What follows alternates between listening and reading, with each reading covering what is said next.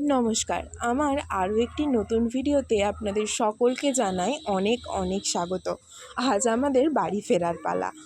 এখন ঘড়িতে বাজে ওই 7টা সাড়ে 7টার মতো। হোটেলে চেকিং করিয়ে বেরিয়ে এসে আমরা এই চারিদিকে একটু ঘুরে বেড়াচ্ছি, কারণ আবার কবে আসবো তার তো ঠিক নেই, আদৌ আসবো কি তাও জানি না।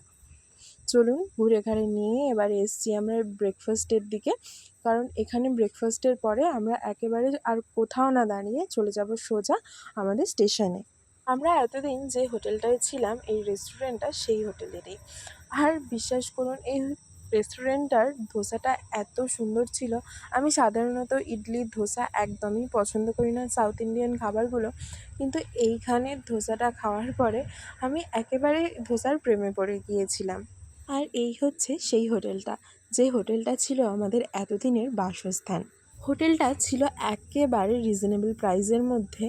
না, আমি কোনো প্রমোশন একদমই করছি না, তবে প্রত্যেক দিনের রুম সার্ভিস দেওয়ার পরেও এত রিজনেবল প্রাইস যে হোটেলে দেওয়া যায় সেটা সত্যিই ধারণা করা যায় না। হোটেলটা একদম পরিষ্কার পরিচ্ছন্ন, সি বিচের একদম সামনে। চারিদিকটা আরও একটু ঘুরে ঘাড়ে নেওয়ার পরে পুরীকে টাটা বাই বাই বলে আমরা এখন পৌঁছে গেছি স্টেশনে।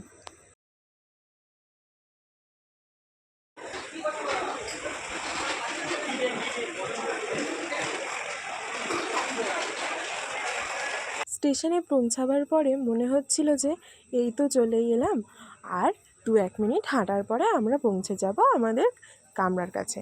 ও মা, হেঁটেই যাচ্ছি হেঁটেই যাচ্ছি একেবারে। এই দেখুন, এটা হচ্ছে শুরুতে এতটা হাঁটা যে ওই সকালবেলা অতগুলো লাগেজ নিয়ে, অত ব্যাগপত্র নিয়ে কি। আর আমার কাছেও যে ব্যাগটা ছিল সেটা যে কম ভারী সেটা কিন্তু একদম না। স্কুল ব্যাগ ছিল ঠিক আছে, কিন্তু সেটা ছিল পুরো একদম প্যাকড আপ।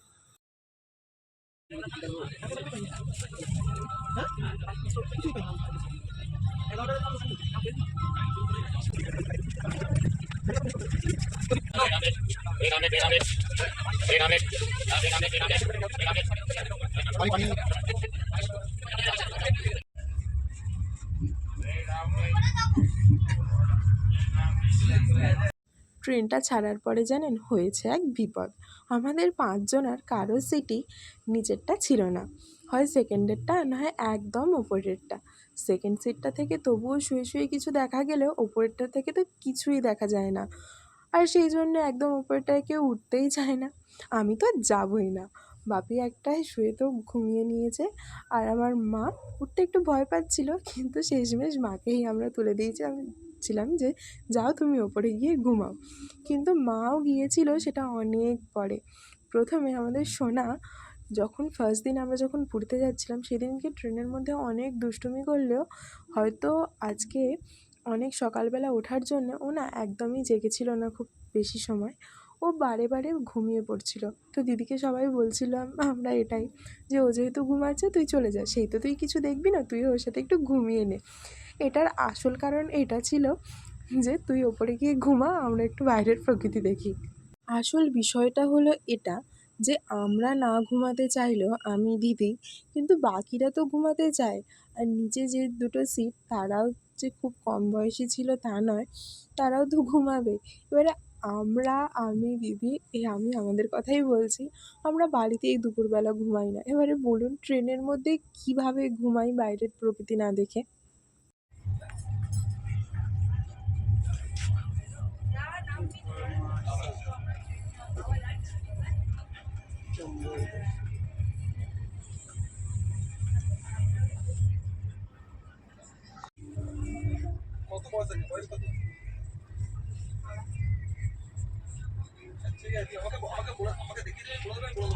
এই দেখুন আমাদের সোনার মতো এও যে এক ছোট্ট পুতুল।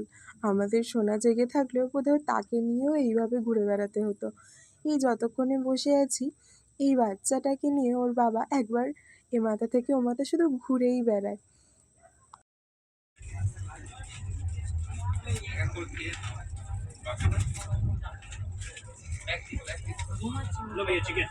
দুপুর হয়েছে অনেকটাই, আর হাতে চলে এসছে আমাদের লাঞ্চ।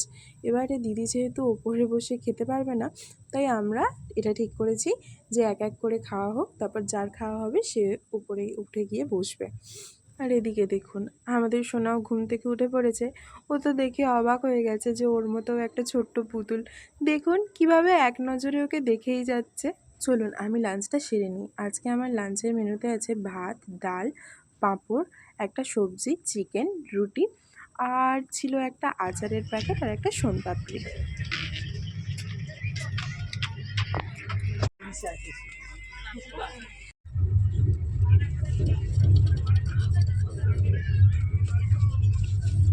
চপ মশলা নেই তো? আরে আরে তোরটা চপ নিবি তো, গরম, তুই এক পিস নি। গরম গরম আলু চপ।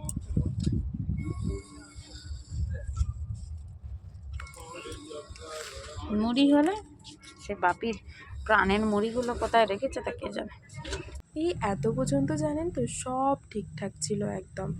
সকালবেলা ট্রেনে উঠলাম, তারপরে দুপুরে লাঞ্চ করলাম, শুয়ে পড়লাম, ঘুমালাম, ঘুম থেকে উঠে চপ খেলাম, সব ঠিকঠাক ছিল। তারপরে সন্ধে যেই হলো, কিছুক্ষণ ট্রেনটা চলার পরে এই হলো বিপদ। আমরা টিকিটটা কেটেছিলাম এভাবেই যে আমরা উঠবো পুরী স্টেশন থেকে আর নামবো হচ্ছে শালিমার স্টেশনে। আমাদের যিনি গাড়ির ড্রাইভার ছিলেন, যে আমাদেরকে আমাদের বাড়ি পর্যন্ত ড্রপ করে যাবে, তাকে সেভাবেই বলা হয়েছিল। তো সে শালিমার স্টেশনেই দাঁড়িয়েছিল। কিন্তু দেখুন শালিমার স্টেশন তো আসা দূর, সাঁতরাগাছিতে এসে আমাদেরকে জানানো হয় যে ট্রেন এখানেই দাঁড়াবে আর যাবে না। তো আর কি, দাদাকে জানানো হলো যে তুমি সাঁতরাগাছিতে চলে এসো। তারপর সেখানে আমরা কিছুক্ষণ ওয়েট করার পর দাদা সেখানে পৌঁছালো। আর কি, এখান থেকে চলুন আমরা বাড়ির পথ ধরি। আজ তাহলে ভিডিওটা এখানেই শেষ করলাম। আমার ভিডিওটা যদি আপনাদের ভালো লেগে থাকে তবে লাইক, শেয়ার, সাবস্ক্রাইব করতে কিন্তু একদম ভুলবেন না।